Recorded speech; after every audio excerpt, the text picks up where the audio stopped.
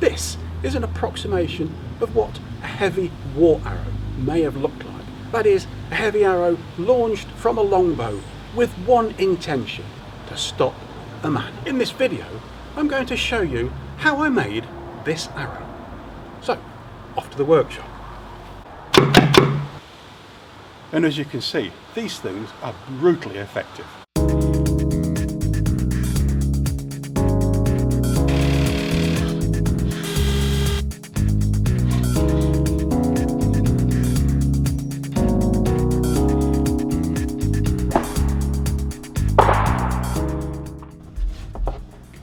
Now, the first thing to say is I'm not an experienced arrow maker. I've only ever made 25 arrows in my life, 4 of which have been these heavy war arrows.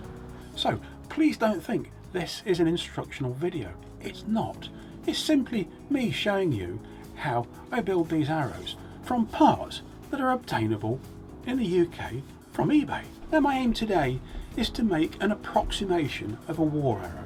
That is the kind of arrow that may have been used at Agincourt or Crécy. I don't intend to use historically accurate materials or methods. My aim is simply to use materials readily available in the UK from eBay and tools that I found in my garden shed. Now, this arrow is about 32 inches long. It's tipped with a machine-made impression of a Tudor plate cutting bodkin. It's fletched with turkey feathers, the length of which are 7 3/8. The fletches are spirally bound on with red silk, and there's a buffalo horn knock insert just there. And the 2016 price of the materials used in this arrow is about £7. Okay, let's get started. I'm going to use this jig saw to make the slot in the end of the arrow shaft ready to accept the horn insert. I reverse the blade on the jigsaw and mount it in a slot on the workbench so that I can use it a little bit like a bandsaw. The slot is cut to about 2 inches deep. Using a file or a sanding disc, I work the horn insert down so it fits into the slot.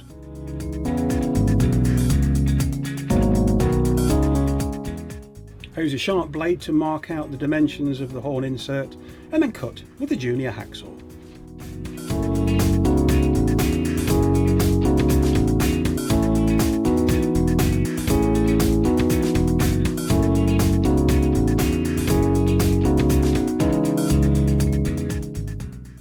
I'm using 5-minute rapid arrowdite to glue in the horn insert.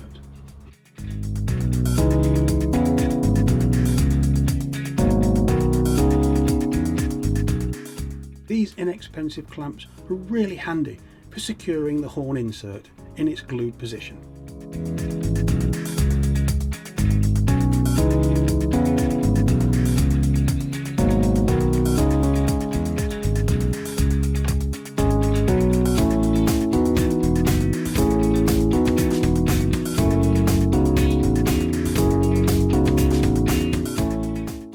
Using the fine side of this wood rasp to take the horn down and create a smooth finish.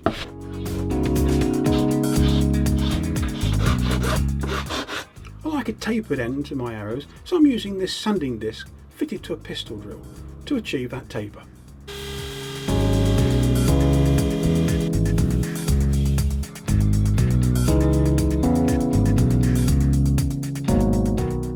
To create the knot groove, I use one of these, a tile saw.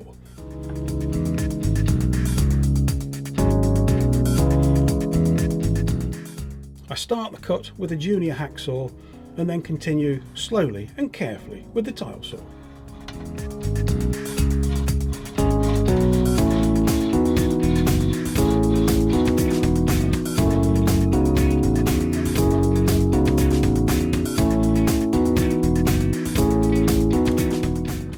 Next job is to create a shoulder to accept the arrow point. Some people use plumber's pipe cutters for this. I haven't got one, but I used a craft knife and rolled the arrow shaft around to make a groove. I create the point ready to accept the arrowhead using the sanding disc.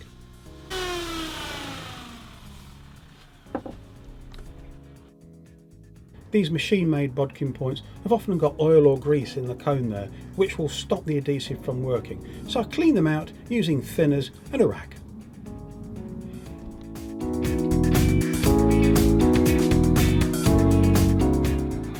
Once again, I'm using quick setting epoxy adhesive, in this case 5-minute arrow dyed.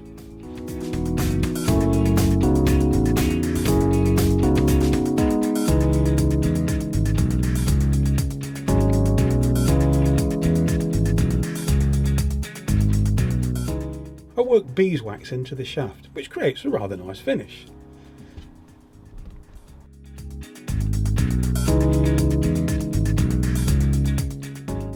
I have problems cutting the feathers for these arrows and I've tried many different ways of doing it. This is the latest version. I'm using a jig made out of wood to get the shape I need. I use an inexpensive craft rotary cutter to cut the feathers.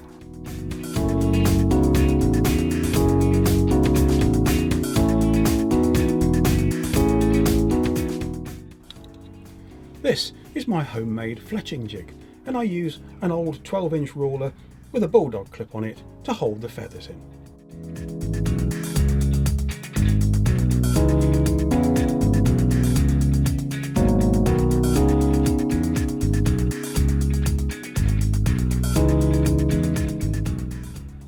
I'm sure that with practice I could get the fletchings aligned by eye only, but I prefer this jig, rotating it through 120 degrees 3 times so that I align the fletches exactly as I want them.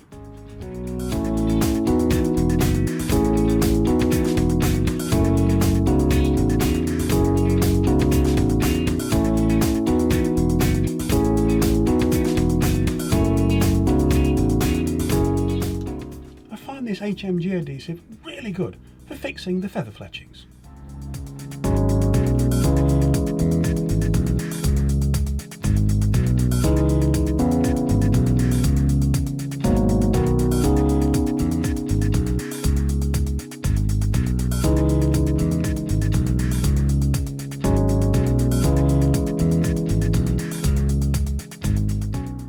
So that's the fletches glued into place. Now the rather laborious task of spirally binding them to the shaft.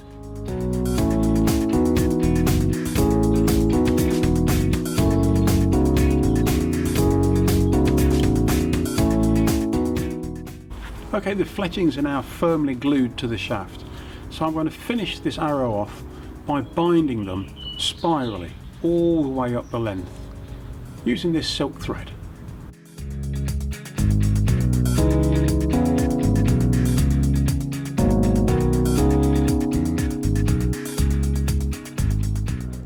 Between 4 and 7 windings per inch seems about right.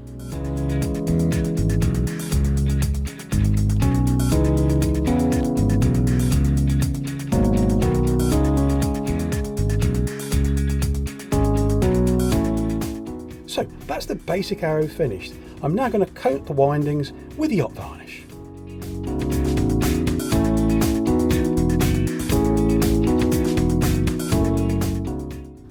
So it's off to the fields to give this war arrow a test flight. I'm going to loose it from this 100-pound U Warbow.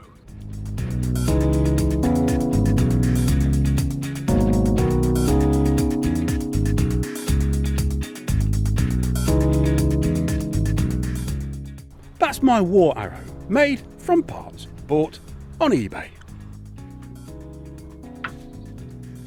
Well, that's the end of this video following my efforts to make a war arrow. But if you'd like to see what these things look like when they're made by a skilled artisan, follow the link below to Will Sherman's Medieval Arrows Facebook page, and there you will see some stunning examples of the arrowsmith's art. Anyway, that's it for now. Thank you very much for watching. I hope you've enjoyed it, and I'll see you next time.